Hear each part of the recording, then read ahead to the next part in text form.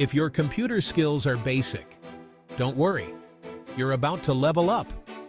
Ever wondered how websites are made? Stick around and you'll learn the basics of web development. First up, HTML. It's like the skeleton of a website, giving it structure. Think of it as the building blocks. Next is CSS. This is the paintbrush that makes your website look pretty. You can change colors, fonts, and layouts, making your site unique. Finally, JavaScript.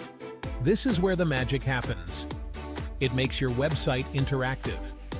Buttons, forms, games, you name it. Remember, practice makes perfect. Start small and don't be afraid to make mistakes. Every coder started as a beginner, just like you. So grab your computer and let's start coding. Who knows? You might just create the next big thing on the internet. Don't forget to like and subscribe for more web development tips. Happy coding!